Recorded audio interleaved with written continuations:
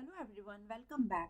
So in today's video we will learn about for loop in Python. So loop is used whenever you want to repeat some part of your code. So let's have a look at this line. I'm on my Jupyter notebook and say I want to print Shweta 3 times. So one way to do is go ahead and paste it 3 times and run it. So you can see that it is printed 3 times. But the problem with this approach is it requires a lot of human effort or lots of manual effort, I would say. So how can we reduce it? So to reduce this, another way to achieve the same result is by using the multiplication. And you can see that using the multiplication, you are able to print 3 times. Now again, there is some problem with this approach. This time it was just one line, so we were able to do it multiply by 3 or 3 times. What if there are 5 to 10 lines which you need to repeat? In that case, we cannot go ahead and keep multiplying with each and every line. So that's where for loop came for rescue.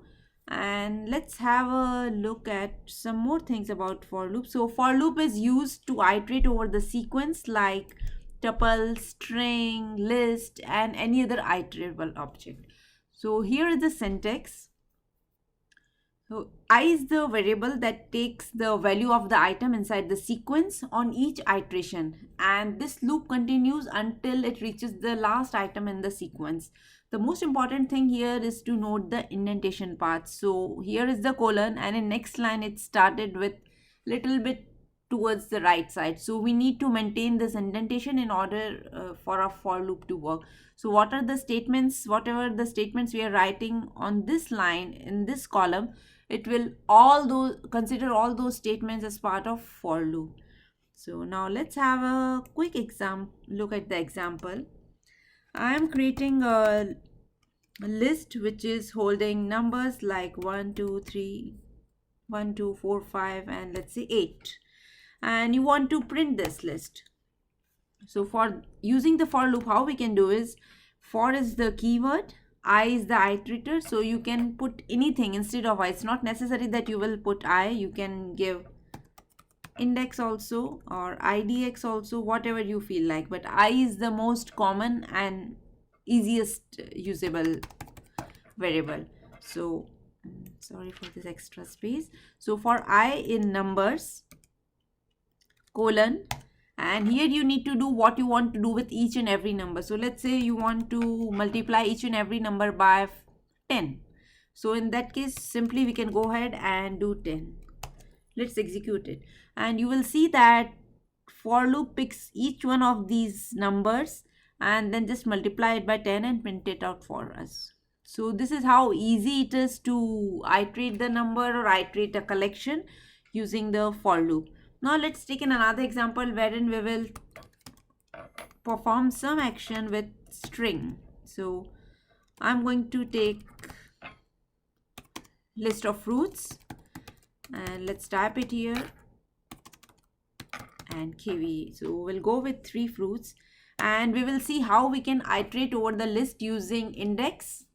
So for that, again we need to put the for keyword for I in range. So range, if you are not aware, I would recommend you to watch out my previous video.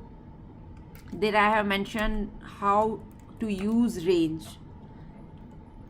So for I in range, so what we are doing is we are getting the length of this list and we are saying iterate this for loop for these many number of times. So there are 3 items, so it will iterate 3 times. Then put colon here, and we can simply go ahead and print whatever is there using the list. So, and I can give here I, and you will see that we are able to print the values which are in the list. Now let's take another variation. So there is, I will quickly write it in a comment. So for loop we have, and it also provides us a facility with else. So for loop you can use it with else also. So a for loop can have an additional else block which will get executed whenever the items in the list got exhausted. So let's quickly have a look how we can do that. So I will print the same thing as is first. So I'm grabbing the code, and so first of all it will print all the fruits, and after that we need is else statement, and in else statement we can say no more fruits.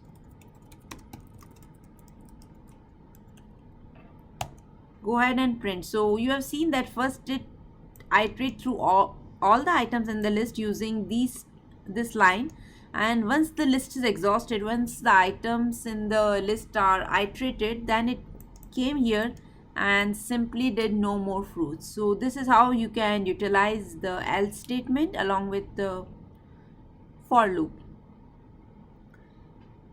Now let's, so this is what we can do with for loop. So you can iterate list, you can have a string, you can also do any other iterable object which you can think of. So for loop will work with all of those. So that's all I have for today, and we'll see you next time in another video of while loop. Till then, keep watching.